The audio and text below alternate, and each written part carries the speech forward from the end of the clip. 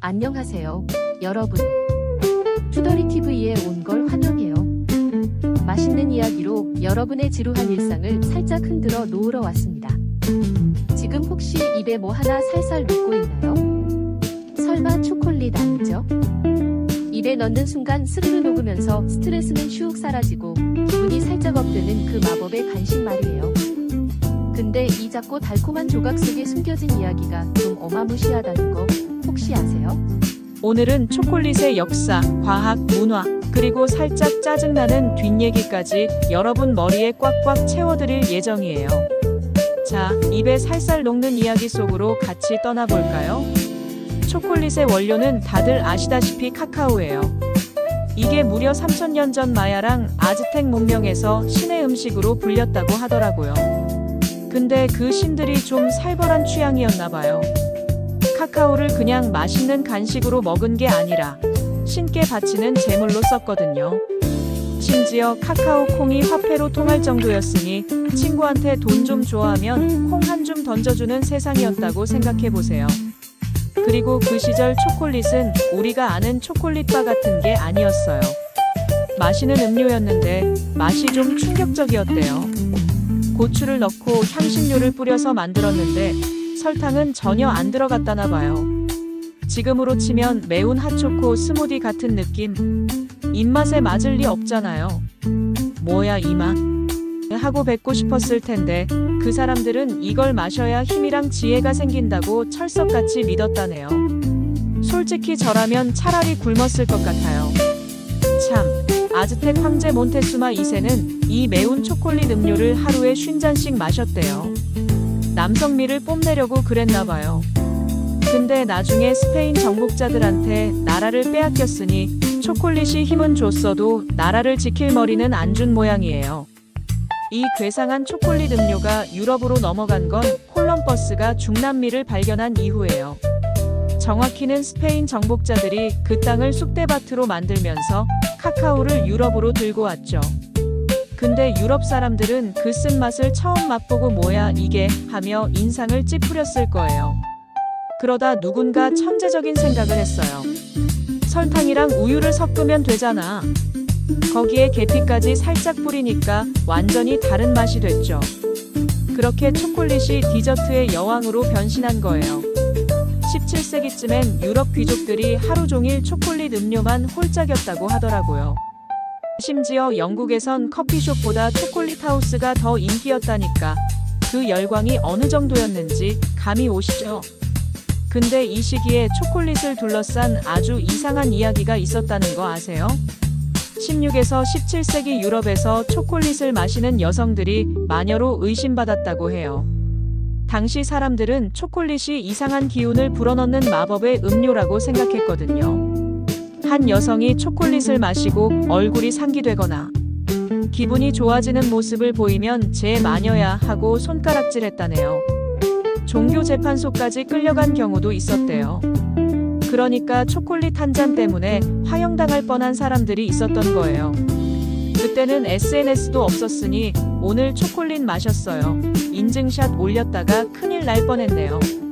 또 있어요. 18세기 프러시아의 프리드리히 대왕은 초콜릿이 너무 사치스럽다고 생각해서 아예 초콜릿 금지령을 내렸대요. 상상해보세요. 지금 정부에서 갑자기 내일부터 초콜릿은 귀족만 먹을 수 있어요 라고 발표한 거예요. 서민들은 몰래 초콜릿 밀거래에 나섰고 초콜릿 암시장까지 생겼다니까요. 그러니까 마약 거래처럼 뒷골목에서 초코 좀 파실래요? 라고 물어봤을지도 모르죠. 프랑스 왕비 마리 테레즈도 초콜릿에 푹 빠진 사람 중 하나였어요.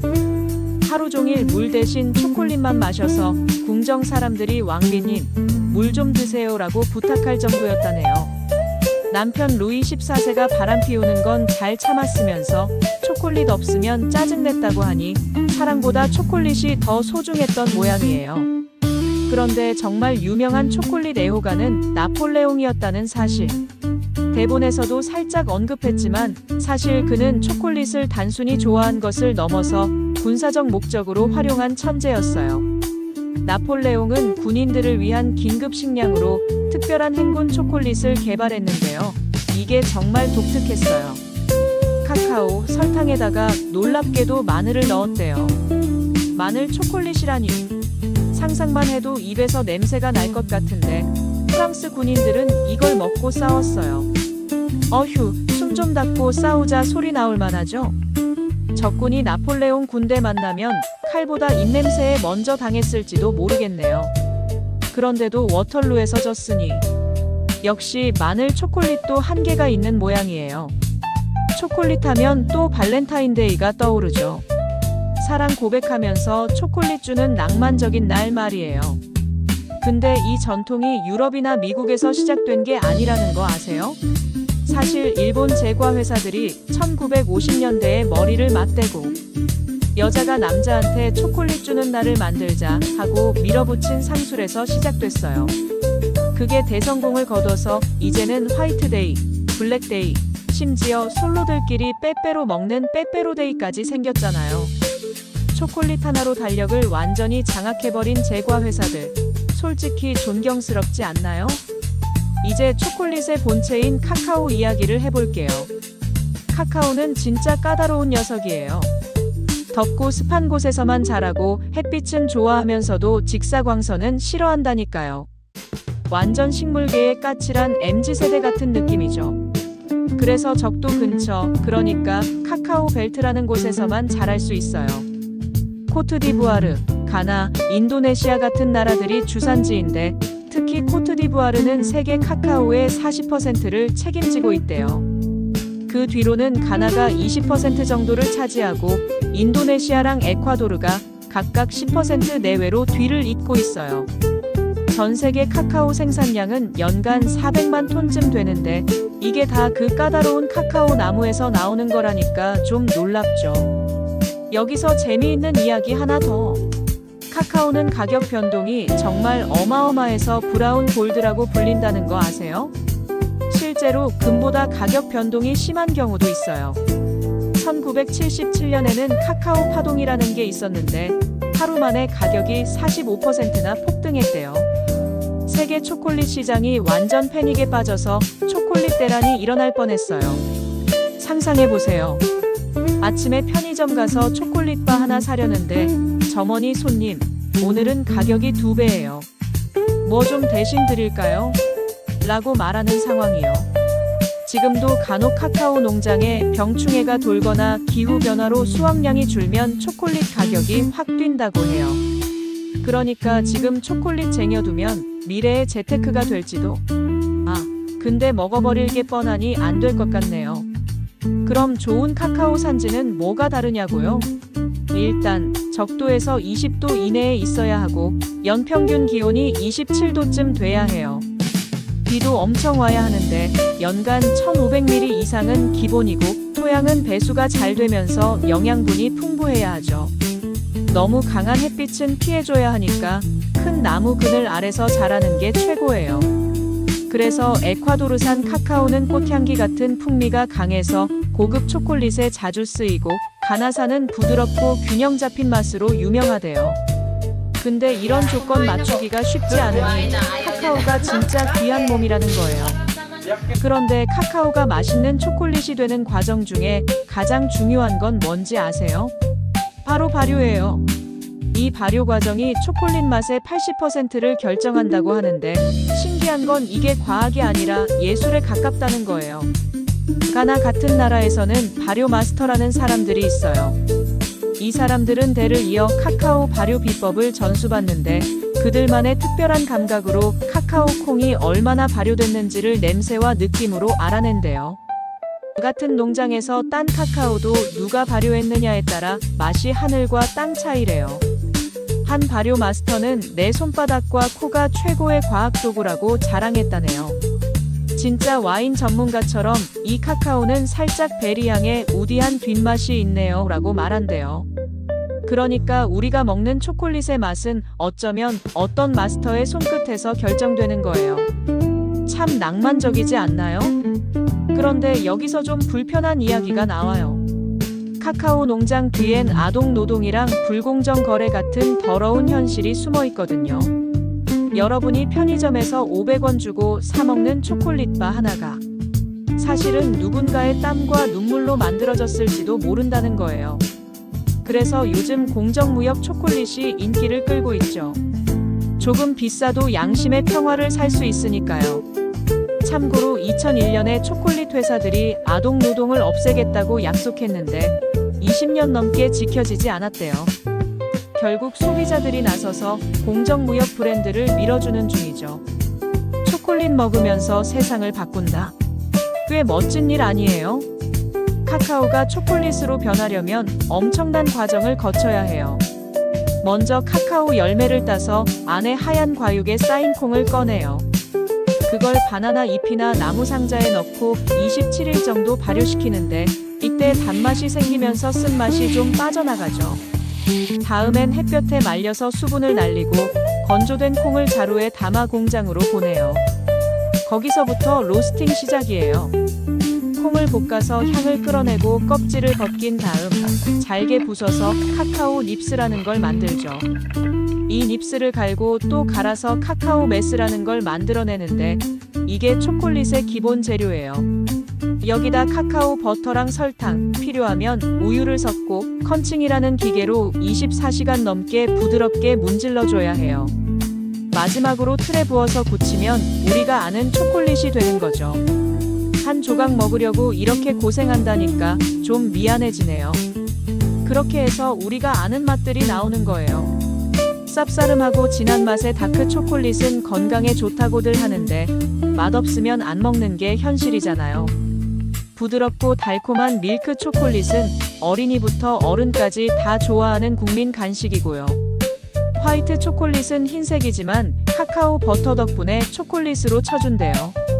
다크 팬들은 그건 초콜릿이 아니야 라고 싸우긴 하지만요. 최근엔 핑크빛의 상큼한 맛까지 나는 루비 초콜릿도 나왔는데 색소 없이 자연산이라더니 가격이 좀 세서 손이 안 가네요. 여기서 재밌는 오해 하나 풀어볼게요. 많은 사람들이 스위스가 초콜릿의 본고장이라고 생각하는데 사실은 좀 다르답니다. 유럽 초콜릿의 진짜 시작은 스페인이었어요. 그 다음 이탈리아, 프랑스를 거쳐서 스위스는 나중에 뒤늦게 초콜릿 시장에 뛰어든 거예요. 스위스가 초콜릿 강국으로 떠오른 건 19세기 후반에 들어서야 가능했던 일이었죠. 그 전까지는 이탈리아 사람들이 스위스 초콜릿? 그게 뭐야? 라고 비웃었을지도 몰라요. 근데 스위스가 우유 초콜릿을 완벽하게 만드는 기술을 개발하면서 역전승을 거둔 거죠. 그러니까 초콜릿 역사로 보면 스위스는 넘사벽 선배가 아니라 늦깎이 에이스였던 셈이에요. 근데 초콜릿의 세계는 여기서 끝이 아니에요. 생크림을 듬뿍 넣은 생초콜릿 아세요? 입에 넣으면 그냥 녹아버려서 현실 도피용으로 딱이죠. 일본에서 특히 인기 있는데 부드럽고 촉촉한 맛 때문에 한 번 먹으면 멈출 수가 없어요. 그리고 알코올 넣은 초콜릿도 있어요. 위스키나 럼, 리큐어를 초콜릿 안에 쏙 넣어서 먹으면 달콤함의 취기가 살짝 돌죠. 어른들 파티에서 인기 만점이에요.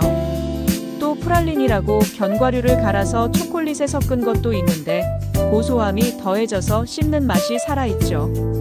심지어 초콜릿에 칠리나 소금을 뿌린 것도 요즘 트렌드래요. 매콤하거나 짭짤한 맛이 달콤함과 섞이면 색다른 중독성이 생긴다고 하더라고요. 초콜릿의 무한 실험은 지구 밖에서도 이어졌다는 거 아세요? 나사는 1969년 아폴로 임무부터 우주 비행사들을 위한 특수 초콜릿을 개발했어요. 지구에선 초콜릿 부스러기가 떨어져도 그냥 청소기로 빨아먹으면 되지만 우주선 안에서 부스러기가 떠다니면 큰일 나거든요. 그래서 특수 코팅을 한 초콜릿을 만들었는데 이게 지금 우리가 먹는 M&M's 초콜릿의 코팅 기술 발전에 영향을 줬대요. 그러니까 여러분이 손이 아니라 입에서 녹는다는 M&M's를 먹을 때마다 이건 우주 기술이야 라고 말할 수 있는 거예요. 나사에서 개발한 우주 초콜릿은 무중력 상태에서도 180일 동안 맛이 변하지 않게 만들어졌다고 하니 막 주방에 놔뒀다가 녹은 초콜릿 먹고 속상했던 경험이 있다면 나사의 초콜릿 기술 좀 알려달라고 메일 한 통 보내볼까요? 초콜릿 하나로 이렇게 다양한 메뉴가 나오는 거 보면 진짜 한계가 없는 녀석이에요. 초콜릿 먹으면 기분이 좋아지죠? 그건 그냥 착각이 아니라 과학적인 이유 때문이에요. 페니레티라민이라는 성분은 사랑할 때 나오는 물질이라 심쿵하게 만들고, 아난다마이드는 뇌에 착 달라붙어서 행복감을 주죠.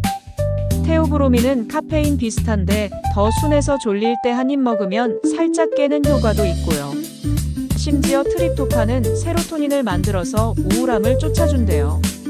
연구에 따르면 다크 초콜릿이 우울증에도 좋다고 하니까 약국 대신 초콜릿 가게로 달려가도 괜찮을지도요. 나폴레옹도 이런 효과를 알았는지 전쟁터에서 초콜릿을 들고 다녔다네요. 초콜릿 없으면 못 싸워 했는데 결국 워털루에서 졌으니 초콜릿도 한계는 있는 모양이에요. 여기서 또 하나 재미있는 건 초콜릿에 관한 가장 유명한 오해에 대해 알려드릴게요. 초콜릿은 여드름을 유발한다라는 말 들어보셨죠? 10년이 넘도록 엄마들이 얼굴에 모나기 싫으면 초콜릿 그만 먹어라고 잔소리했는데 과학적으로는 근거가 없다는 거예요. 연구에 따르면 순수한 다크 초콜릿은 여드름과 직접적인 관련이 전혀 없대요. 여드름을 일으키는 주범은 초콜릿 자체가 아니라 그 안에 들어간 설탕과 유제품이라는 거죠. 다크 초콜릿만 적당히 먹으면 피부에 오히려 항산화 효과를 준다고 하니 이제 누가 초콜릿 먹으면 뾰루지 나요라고 하면 그건 옛날 말이에요. 과학적으로 증명된 건 없어요. 라고 당당하게 말해도 됩니다. 또 하나의 오해는 초콜릿은 개에게 치명적이라는 말이에요. 맞는 말이긴 한데 사실 개만 위험한 게 아니라 사람도 같은 성분 때문에 위험할 수 있어요. 테오브로민이라는 성분이 문제인데 사람도 충분히 많이 먹으면 중독될 수 있어요. 물론 성인이 치명적인 양을 섭취하려면 다크 초콜릿 약 7kg을 한 번에 먹어야 하니까 현실적으로 불가능하죠. 오늘은 초콜릿으로 자살할래라고 마음먹어도 배가 터져서 포기하게 될 거예요. 그러니 걱정 말고 적당히 즐기세요. 이제 초콜릿이 우리 기분을 좋게 만드는 과학까지 알아봤으니 이 맛있는 녀석들을 세상에 퍼뜨린 유명 브랜드들 얘기를 안 할 수가 없죠. 스위스 초콜릿의 자존심, 린트를 아세요? 이 브랜드는 실수로 역사를 바꿨어요. 공장 직원이 기계를 끄는 걸 깜빡해서 초콜릿이 며칠 동안 돌아갔는데 그게 더 부드러워져서 지금의 컨칭 기술이 탄생했대요. 실수가 대박을 친 케이스죠. 다음은 고디바예요. 벨기에에서 시작된 이 브랜드는 11세기 영국 귀부인 레이디 고디바에서 이름을 따왔어요. 남편이 세금을 너무 걷자 내가 알몸으로 말을 타고 돌 테니 세금 낮춰라고 한 용감한 여인인데 그 용기가 고급 초콜릿으로 이어졌나 봐요. 그리고 이탈리아의 페레로도 빼놓을 수 없죠. 페레로 로쉐랑 누텔라 만든 회사인데 가난했던 시절 카카오 대신 헤이즐넛을 섞은 게 대성공의 시작이었대요. 절약 정신이 럭셔리 초콜릿을 낳은 셈이죠. 여기에 새롭게 떠오르는 초콜릿 문화도 한번 살펴볼까요? 최근에는 카리브해와 중남미 지역에서 빈투바 투어가 엄청난 인기를 끌고 있어요. 관광객들이 직접 카카오 농장에 가서 열매 따고 발효시키고 자기만의 초콜릿을 만드는 체험이죠. 마치 와인 투어처럼 초콜릿 여행이 새로운 여행 트렌드로 떠오르고 있답니다.